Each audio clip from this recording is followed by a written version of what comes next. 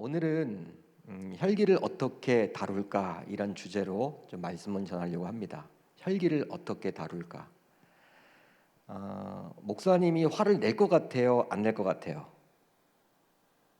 목사님, 제가 화나는 걸 여러분 본 적이 있으십니까? 없으십니까? 화를 낼 것 같다. 한번 손을 한번 들어보시고, 화를 안 낼 것 같다. 화를 안 내는 사람이 있을까요, 여러분? 이 세상에 있을까요? 사람마다 다양하겠지만 화를 안 내는 사람은 없겠죠. 혈기를 부립니다. 저도 마찬가지고 여러분들도 마찬가지고 막 치밀어 오르는 분노, 진짜 어떨 때는 화가 막 나서 내 이성이 통제가 안 되는 그러한 경우들이 종종 있곤 하죠. 목회자인 저도 마찬가지입니다. 제가 지금까지 사역해 왔던 교회들을 보게 되면 제가 이렇게 부교육자 생활을 했는데 전반적으로 좀 큰 교회들이었어요. 큰 교회. 그러다 보니까 이 큰 교회 목사님들의 특징이 있습니다. 성질이 급합니다. 성격이 진짜 급해요. 그래서 큰 교회가 됐는지 모르겠어. 아무튼 목사님들이 좀 지시를 하게 되면 이 부목사님들이 막 그걸 따라가야 돼. 제가 지금도 기억나는 것은 한 교회에서 목사님이 어떤 일을 하라고 시켰어. 시키면요 이제 핸드폰 들고 나가야 돼요. 부교육자가 나가면서 여러분 해야 돼 일을. 그 자리에 앉아 있으면 혼나요. 아무튼 그렇게 성격이 좀 급한 목사님들 밑에 있다 보니까 좀 화도 잘 내고, 물론 교인들에게는 화를 내지 않았어요.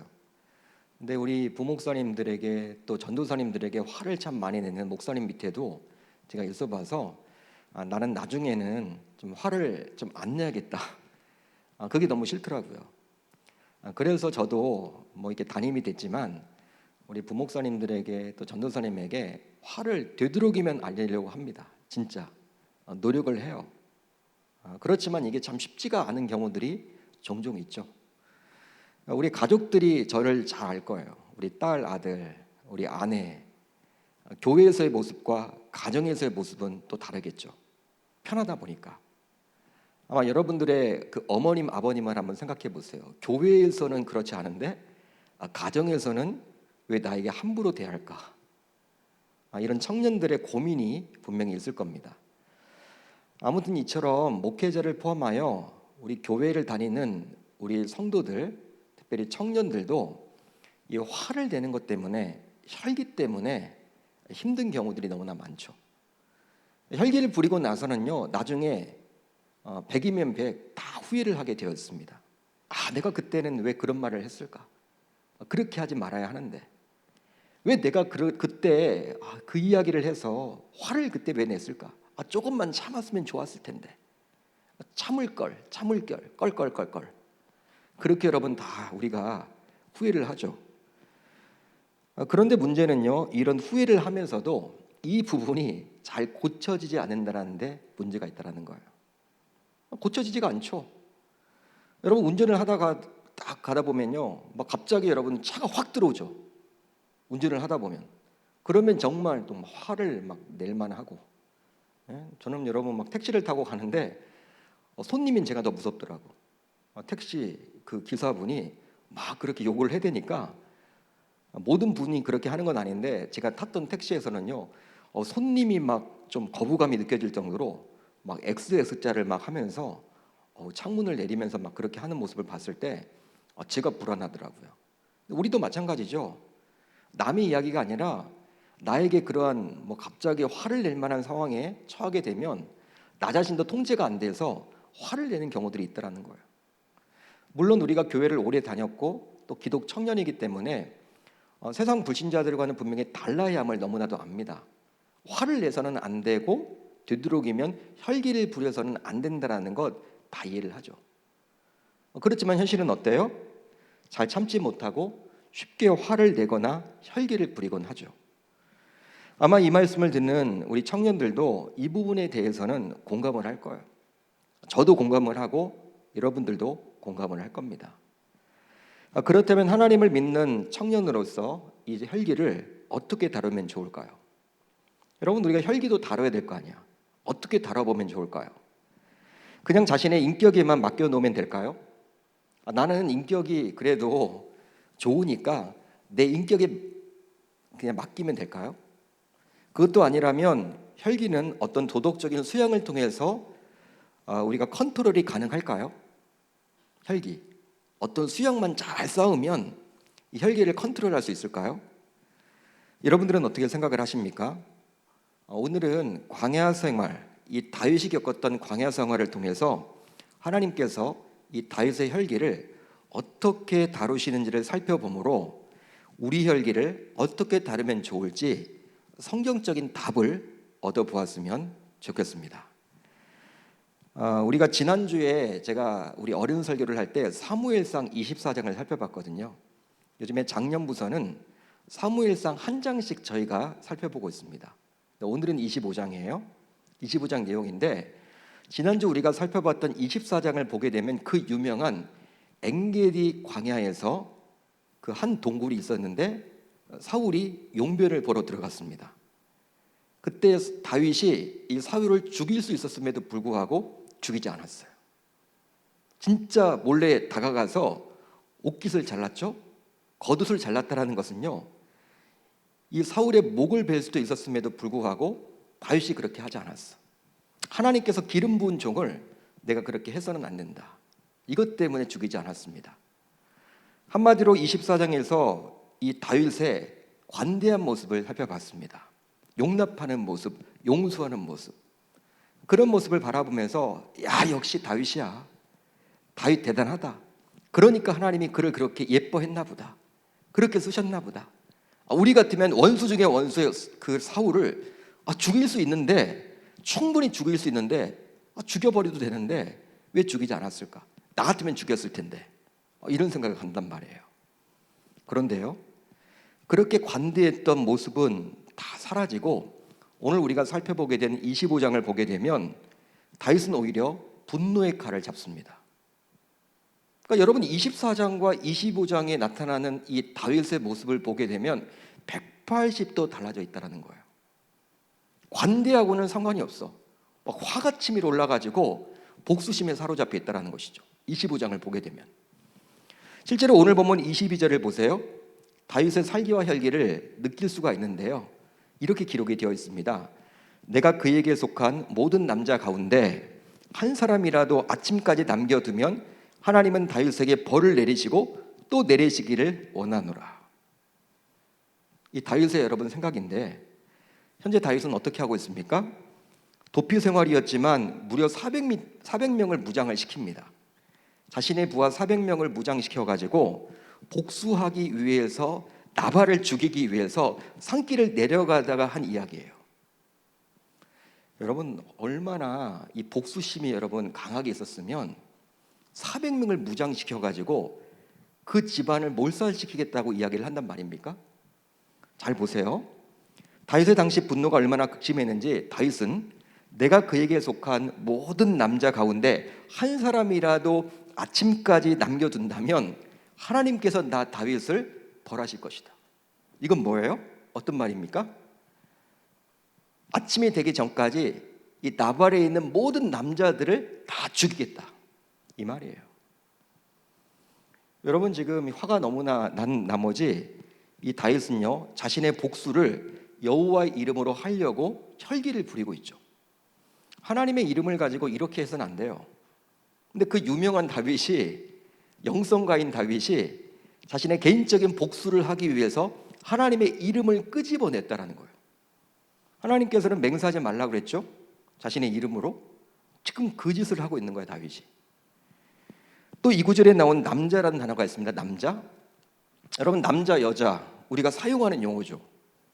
그런데 원어를 보게 되면요, 이 남자라는 원어는 어떤 말이냐면 히브리어 뜻이 벽에다 오줌을 누는 놈들, 이런 뜻이에요. 벽에다 오줌을 누는 놈들. 이건 여러분 경멸하는 거예요. 속어예요. 욕입니다. 평상시에 이런 말 쓰지 않습니다. 다윗의 입에서 이런 말이 나왔다라는 것은요, 지금 화가 머리끝까지 났다라는 거예요. 혈기를 부리고 있다라는 거야. 참을 수 없다라는 거야. 분노하고 있다라는 거야. 여러분 우리나라 성경을 보게 되면 남자, 뭐 이게 욕이냐 하겠는데 이런 말을 지금 사용하면서 욕까지 해대면서 경멸하는 말을 표현하면서 나발과 그의 가족에 있는 남자들은 모두 죽이겠다라고 지금 다짐하고 있는 것이죠. 그러기에 당시에 다윗이 얼마나 화가 났으면 이런 서곡까지 써가면서 복수를 감행하려 했느냐, 우리는 알 수 있습니다.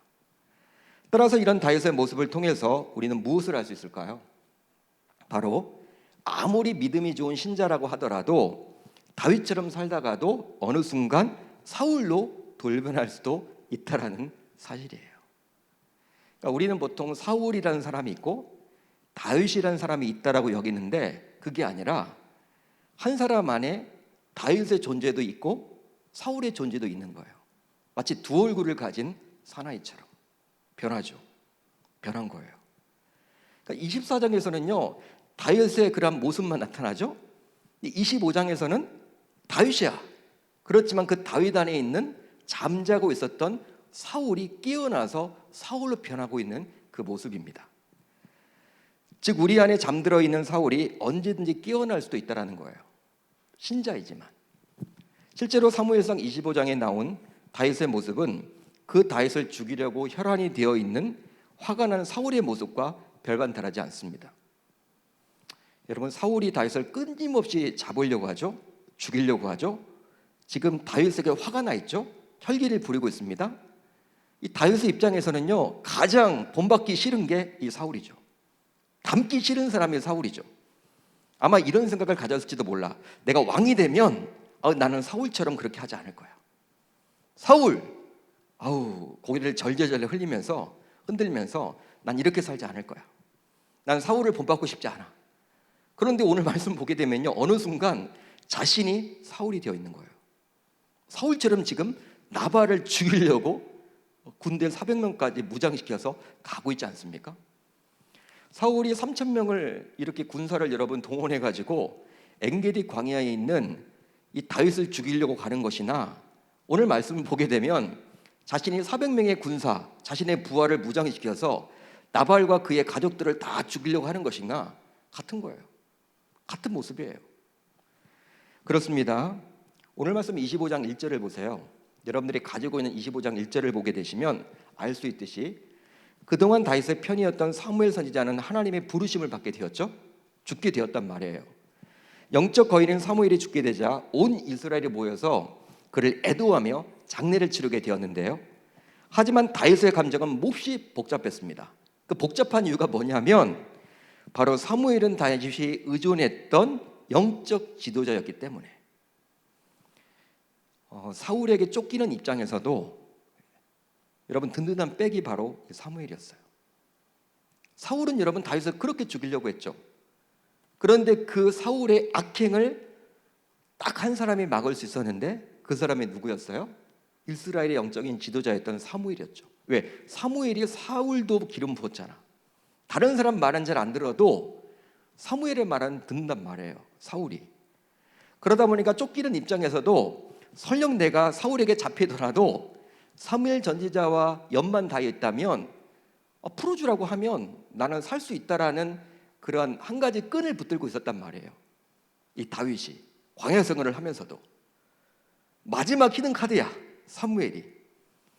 여러분 광야 생활을 하면서도요 서신을 보내면서 서로 기도 제목을 나누고 서로 여러분들 이렇게 안부를 묻고 항상 이 사무엘 선지자는 다윗 편이었기 때문에 다윗의 입장에서는 든든한 귀한 후원자였음에 틀림이 없습니다. 근데 그런 그가 죽게 된 거예요.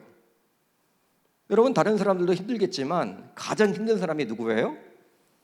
그를 여러분 믿고 따랐던 이 다윗이었겠죠. 야, 이제 정말 사울에게 잡히면 나는 죽는구나. 나를 구해줄 사람은 이 세상에 아무도 없구나. 다윗이 그런 마음 갖지 않았겠습니까? 그러기 때문에 따라서 사무엘이 죽게 되자 다윗은 어느 다른 때보다도 훨씬 큰 두려움에 휩싸이게 되었고 결국 25장 1절을 보면 알 수 있지만 바란 광야, 가장 여러분 깊은 광야 안으로 들어가게 된 거예요. 숨어버린 거예요. 끝이에요, 끝. 다윗은 그 광야에서 이제 비공식적인 민병대를 조직합니다. 조직해가지고 그 광야에 출몰하는 무법자들과 강도들로부터 그곳에 살던 사람들의 목숨과 가족들을 지켜주었는데요. 즉 이스라엘의 영토였지만 이스라엘의 치안력이 미치지 못한 그곳에서 다윗은 왕의 역할을 톡톡히 감행하며 그곳에 살던 사람들에게 선의를 베풀었어요. 이 다윗의 호의를 받아서 가축들을 도둑으로부터 지키게 되어서 큰 이익을 얻게 된 자가 있는데 바로 누구였습니까?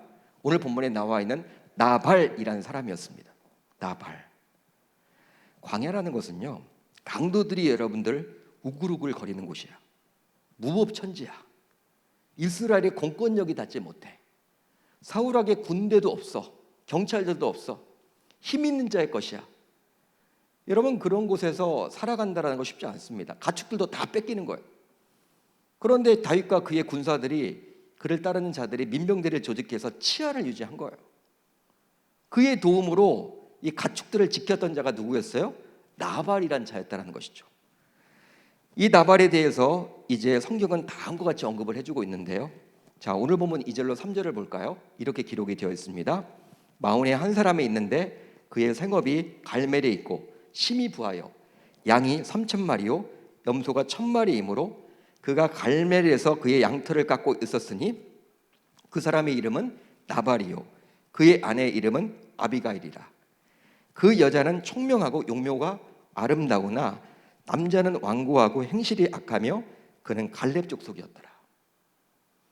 자, 나발은 양이 3,000마리요 염소를 1,000마리나 소유한 자로서 부유한 자임에 틀림이 없습니다. 왜 그럴까요? 고대 사회 당시 이 다윗이 살던 시대는 지금처럼 부의 척도가 동성과 부동산이 아닙니다. 바로 목축업이었어요. 양이 몇 마리 있느냐, 소가 몇 마리 있느냐, 염소가 몇 마리 있느냐, 수천 마리가 있잖아요. 부유한 거예요. 그런데 나발의 그러한 부유함만 기록해주고 있지 않고 오늘 말씀을 보게 되면요, 나발의 성격을 기록해주고 있는데 어떻게 기록해주고 있어요? 완고하고 행실이 악한 자로서 갈렙 족속이었다라고 기록을 해줍니다. 여러분, 하필 왜 갈렙 족속이라고 기록을 했을까요? 성경 저자는 갈렙 족속이다. 갈렙이라는 사람을 우리가 알아야 되겠죠. 갈렙은 여호수아와 갈렙, 아마 모세의 명을 받아서 요단강을 건너서 가나안 땅에 가서 정탐했던 사람임을 여러분 알 거예요. 갈렙은 당시 유다 지파의 대표로 갔습니다. 한마디로 무엇이냐면 갈렙 족속이라는 것은요, 유다 지파로서 다윗과 같은 지파였다는 거예요. 그러니까 다윗을 여러분 모를 리가 없습니다. 다윗의 먼 친척쯤 되는 사람이야. 다른 지파가 아니라 다윗과 같은 지파, 그것을 지금 이야기해 주고자 하는 거예요. 한마디로 나발은 부유했지만 악랄한 불량자였죠. 당시 다윗은요, 광야 생활을 했지만 자신을 따르는 남자 장정만 600명이나 되었죠. 그렇기 때문에 그의 식소들까지 하게 되면 수천 명을 먹이고 입혀야만 했어요. 여러분, 한 공동체의 리더가 된다는 것은요, 그 구성원들을 잘 먹이고 잘 입혀야 돼요.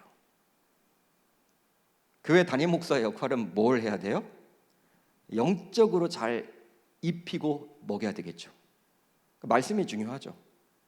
여러분 기도해 주시면 좋겠어요. 부담이 여러분 되는 건 사실이야. 담임 목사가 여러분 흔들려 버리면 안 되겠죠. 어느 공동체나 마찬가지야. 대한민국의 대통령은요, 그 경제를 책임져야 하는 거야.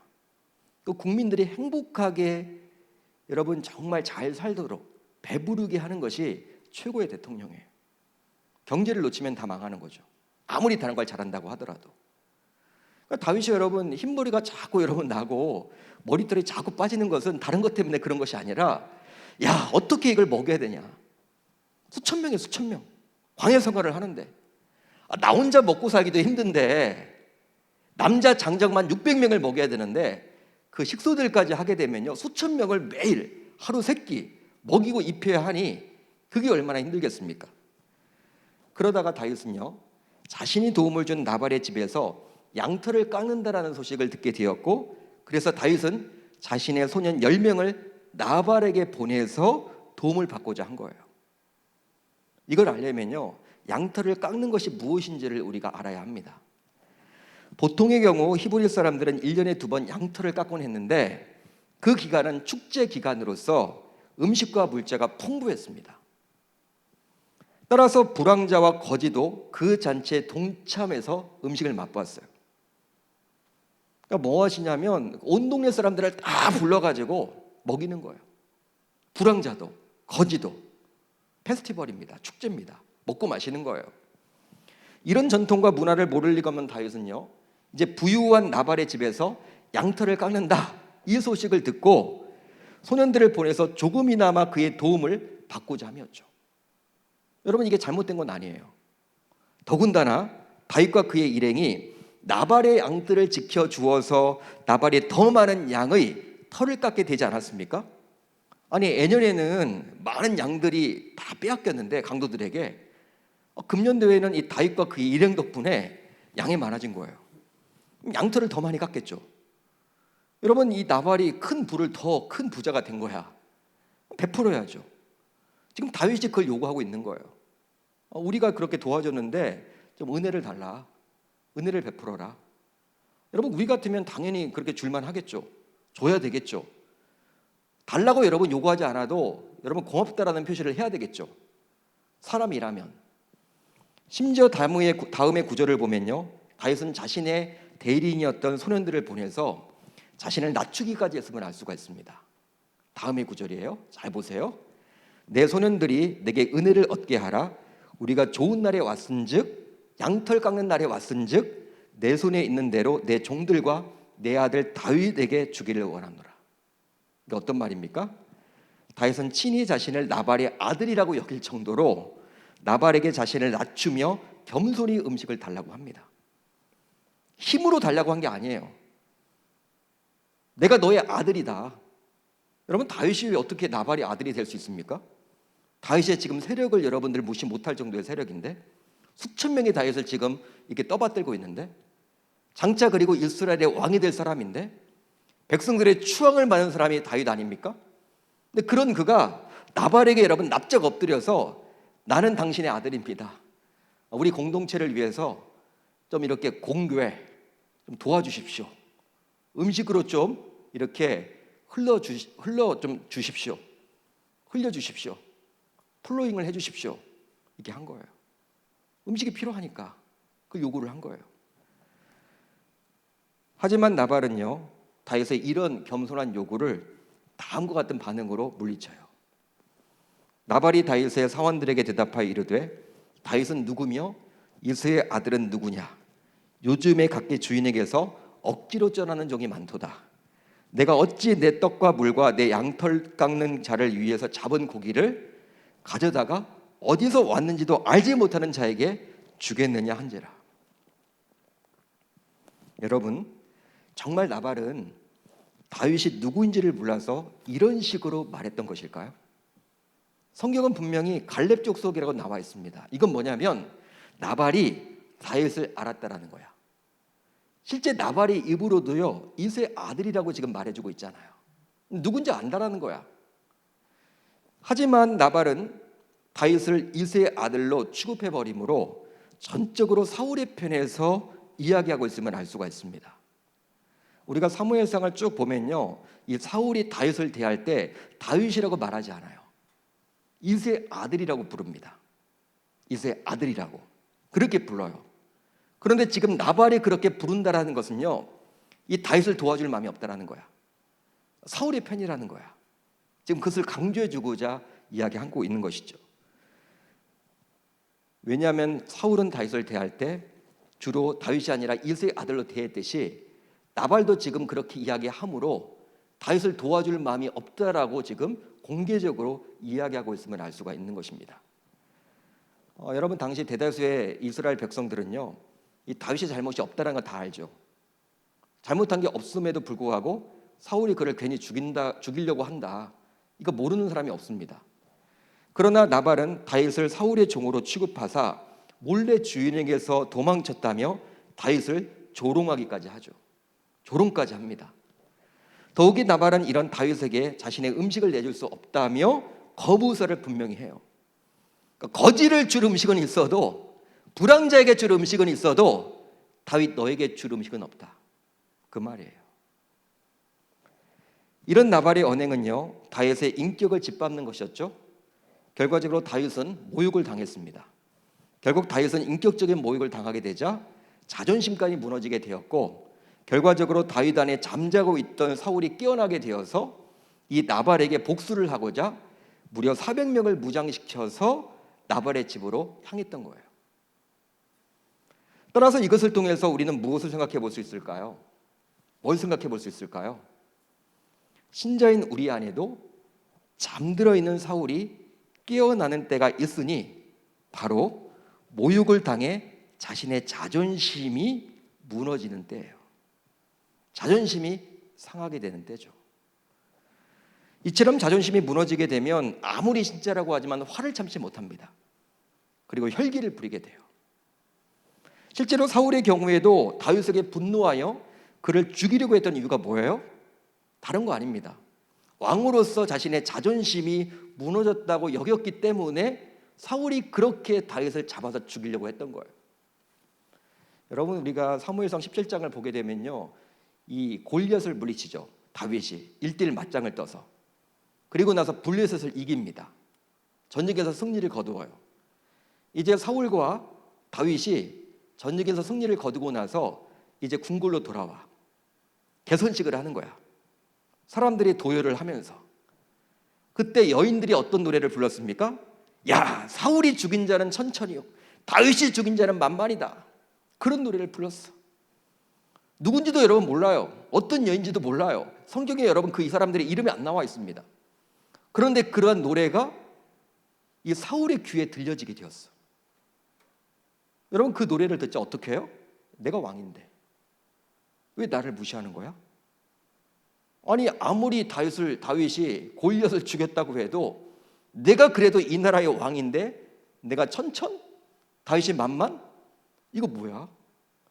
왕으로서 자존심이 구겨진 거예요. 그 여인들의 이야기를 듣고 나서. 그때부터 이 사울이 다윗을 주목하게 되었다라고 성경은 이야기를 합니다. 꽁한 거예요. 지켜보자, 두고 보자 하고 있는 것이죠. 그것이 쌓이고 쌓여서 결국 그를 이제 죽이려고 하는 것이죠.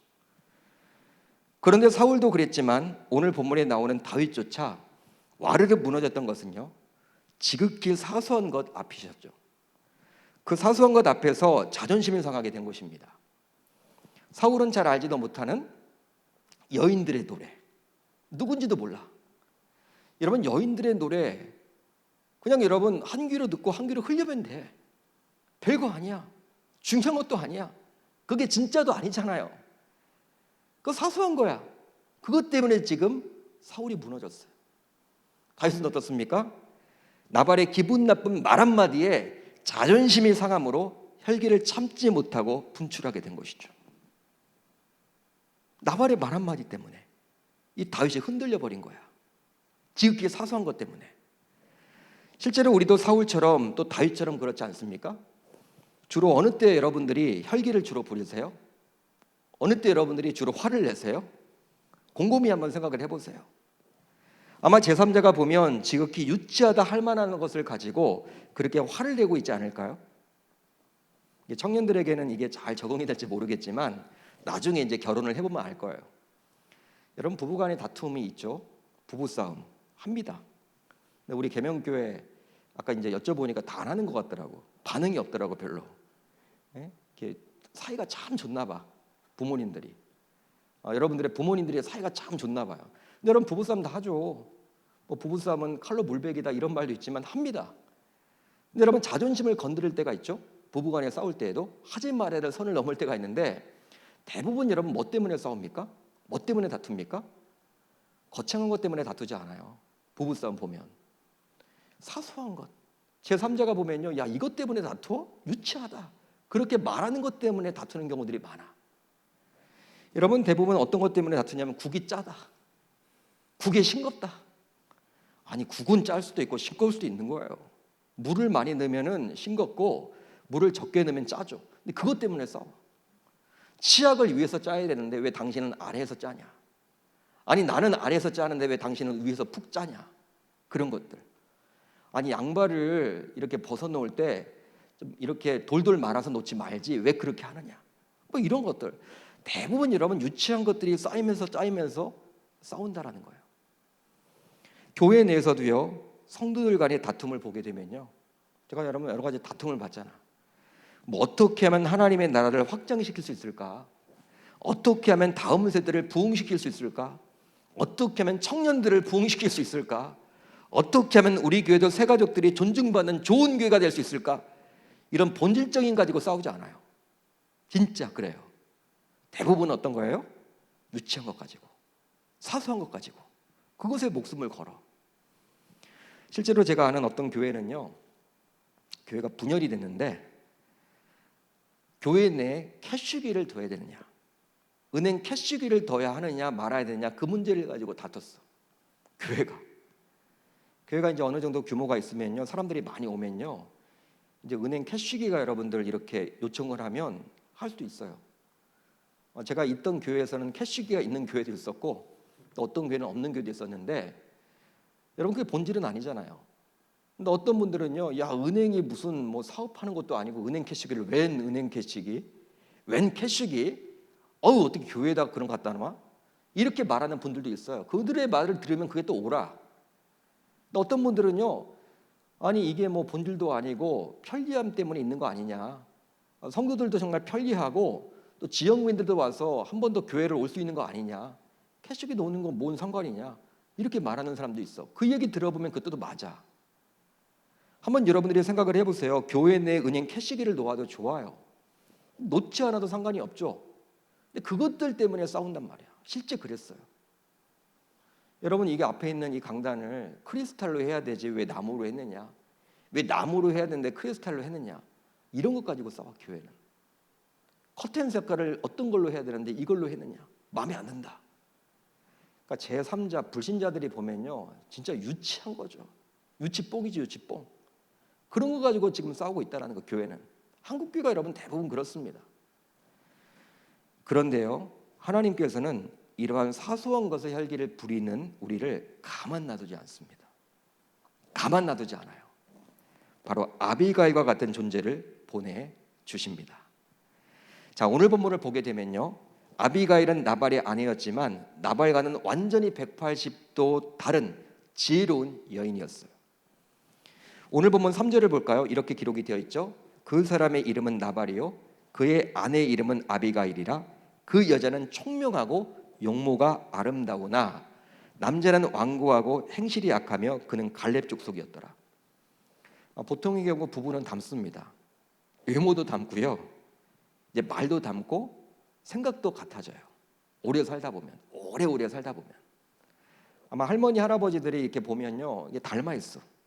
원래 남남이었다가 수십 년 동안 같이 살다 보면 성격도 여러분 닮아가요. 생각도 닮아가요. 같이 여러분 맞으니까 살죠, 부부가. 그런데 오늘 말씀을 보게 되면요, 나발과 아비가일은 부부였지만 완전히 달랐어. 180도 달랐습니다. 그것도 신기하죠. 자신의 종에게 서 남편 나발이 다윗에게 무례한 언행을 했음을 전해 들은 이 아비가일은 우선 급한 대로 다윗과 그의 일행을 먹일 음식을 급하게 준비해서 다윗을 찾아갑니다. 그렇게 해서 다윗을 만나게 되자 아비가일은 타고 간 나귀에서 내려서 다윗에게 엎드린 뒤 자신의 얼굴을 땅에 대며 내 주라고 부르며 자신의 말을 들어달라고 다윗에게 간절한 요청을 해요. 내 주. 그런데 원어를 보게 되면요, 이 내 주라는 단어는요, my lord, 그런 뜻이에요. my lord. 여러분, 이 아비가일이 다윗을 처음 보는 사람이에요. 유관 남자죠. 여러분, 어떤 사람인지는 그냥 뭐 들었겠지만 처음 보는데 주님이라고 부르고 있다는 거예요. 주님. 이상하죠, 여러분? 여러분, 이렇게 마스터, 선생님 정도 부르면 되잖아. 남자분이니까 잘 몰라도 정중하게 선생님 하면 될 텐데 주님이라고 부르고 있어요. 마치 제자들이 예수님을 향해서 나의 주님이라고 부르듯이. 여러분, 이걸 왜 이렇게 했을까요? 여러분, 다윗이 이스라엘의 왕이 됩니다. 그렇지만 단순히 이스라엘의 왕으로 끝나는 것이 아니라 다윗의 집안에서 누가 나오게끔 되어 있어요? 그리스도, 예수 그리스도. 이 아비가일은 그것을 내다봤던 거예요. 그렇기 때문에 땅에 엎드려서 마치 하나님을 배우듯이 자신의 얼굴을 땅에 대죠. 단순히 절하는 정도가 아니라 마치 하나님을 바라보듯이 아비가일은 지금 이렇게 엎드리고 있어. 그뿐만이 아니에요. 그것도 23절에서 여러분 31절을 보세요. 여러분들이 가지고 있는 성경 23절에서 31절을 보게 되면 무려 27번이나 아비가일은 다윗에게 내 주, my lord라고 부릅니다. 27번이나. 여러분 23절에서 31절을 보면요, 이게 문맥도 안 맞아. 너무 여러분 내주를 하다 보니까 말이 안 돼. 왜 이렇게 사용을 했을까? 굳이 이렇게 쓸 필요가 없을 텐데. 그만큼 지금 다윗이 아니라 누구라는 거예요? 그 뒤에 있는 그리스도를 바라보고 이 아비가일은 절을 한 거예요. 그러면서 이제 아비가일은 정말 다윗을 위해서 꼭 필요한 말을 전하게 되는데요. 바로 아비가일은 다윗이 하나님 앞에서 어떠한 존재인지를 다시금 상기시킵니다. 다시금 알려줘요. 자, 오늘 말씀 28절 29절을 볼까요? 이렇게 기록이 되어 있죠. 주의 여종의 허물을 용서하여 주옵소서. 여호와께서 반드시 내 주를 위하여 든든한 집을 세우시리니 이는 내 주께서 여호와의 싸움을 싸우심이요 내 주의 일생에 내 주에게서 악한 일을 찾을 수 없음이니이다. 사람이 일어나서 내 주를 쫓아 내 주의 생명을 찾을지라도 내 주의 생명은 내 주의 하나님 여호와와 함께 생명사계 속에 쌓였을 것이요 내 주의 원수들의 생명은 물매로 던지듯 여호와께서 그것을 던지시리이다. 아멘. 아비가일은 다윗을요 내 주로 고백을 하면서 내 주의 집, 즉 다윗의 집이 견고하게 세워질 것이다. 지금 그런 이야기를 해요. 그런데 이 다윗의 혈통을 통해서 그리스도가 오시게 되었죠. 예수 그리스도. 놀랍게도 그러기에 아비가일의 이 말은 여호와께서 내 주를 위해서 든든한 집을 세우실 것입니다. 그리고 당신의 후손을 통해서 당신의 집을 통해서 하나님이신 메시아가 이 땅에 오십니다. 그런데 당신의 개인적인 복수를 위해서 칼에 피를 묻어서야 되겠습니까? 칼에 피를 묻혀서야 되겠습니까? 당신의 혈통은 보통 혈통이 아닙니다. 당신의 집에서 메시아가 온다니까요. 그런데 개인적인 복수를 위한다고 해서 지금 칼에다가 피를 묻혀서 되겠습니까? 그렇게 하지 마십시오. 그렇게 해서는 안 됩니다. 그거 후회합니다. 지금 그 말을 해주고 있는 거예요. 따라서 이런 아비가일의 고백 안에는 신앙뿐만 아니라 앞날을 내다볼 줄 아는 하나님의 지혜가 담겨져 있다고 볼 수 있습니다. 하나님의 지혜죠. 그렇습니다.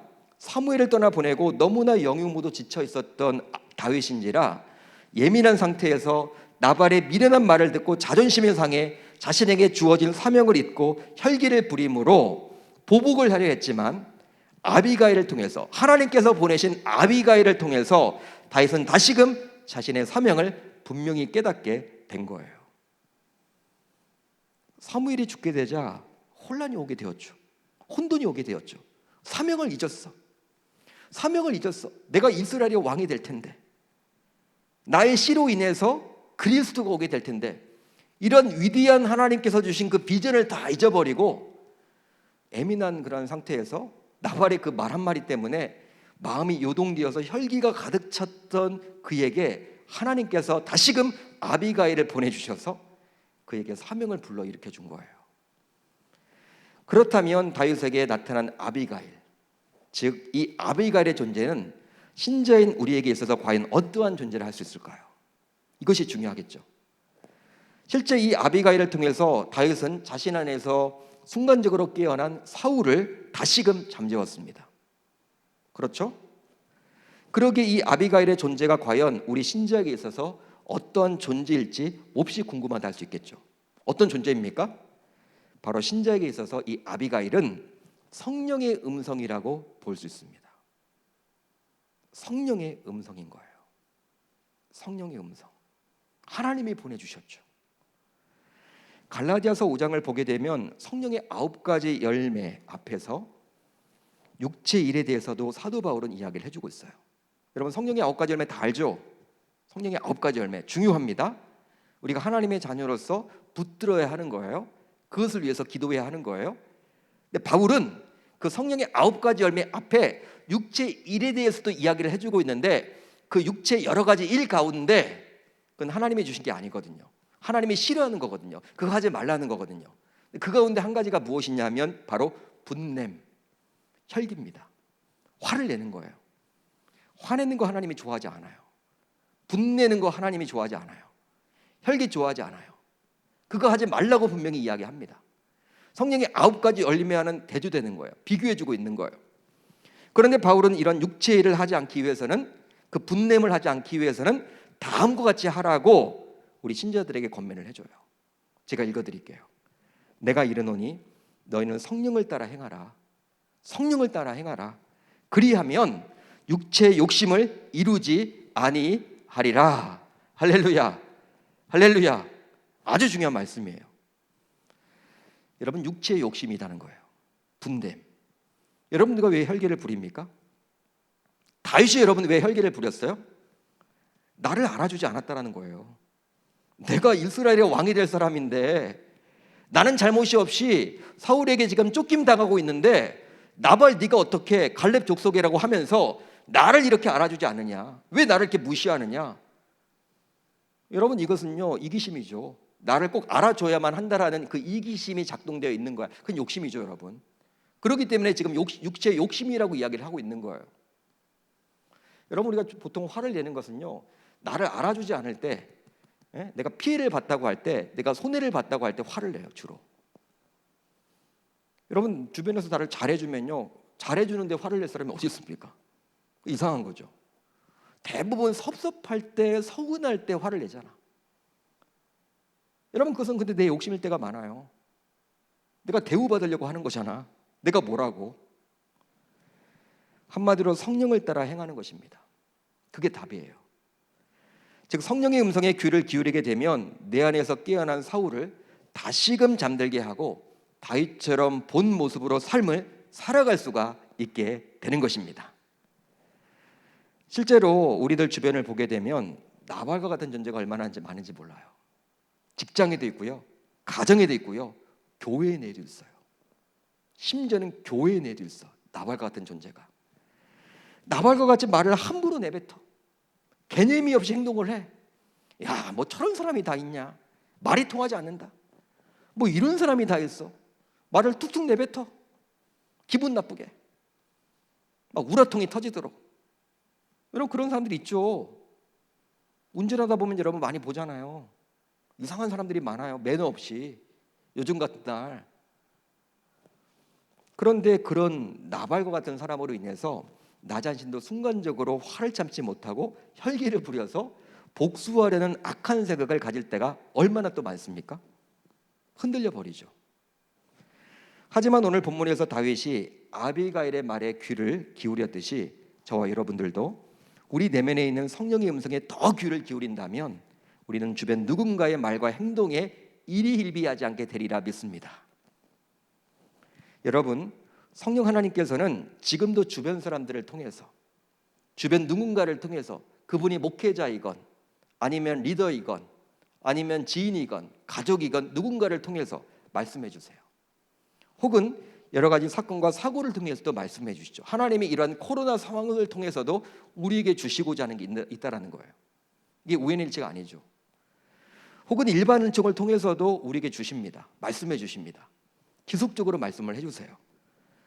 바로 자신의 사랑하는 다윗과 같은 존재인 저와 여러분들에게 하나님은 말씀해 주세요. 특별히 혈기를 부릴 환경 속에서도 성령님은 우리에게 말씀을 해주사 우리가 더 이상 큰 죄를 짓지 않도록 막아주시죠. 여러분, 다윗이 혈기를 부려서 그 나발을 죽였다고 칩시다. 그 나발의 집안을 다 몰살했다고 칩시다. 자기는 속이 시원하겠지만 이스라엘의 왕이 될 사람이야. 장차 이스라엘의 왕이 될 사람이 백성들을 사랑해야 되는데 그렇게 여러분 죽여서 되겠어요? 또 그의 여러분 씨에서 그리스도가 나와야 되는데 하나님 영광이 가려지는 건 아닌가요? 하나님이 막아주셨잖아. 아비가일을 보내서. 우리도 마찬가지예요. 따라서 아비가일의 말에 다윗이 반응하여 혈기를 극복할 수 있었듯이 우리도 항상 성령에 민감하게 반응하사 혈기를 넉넉하게 이겨낼 수 있어야 할 줄로 우리 주님의 이름으로 축원합니다. 축원합니다.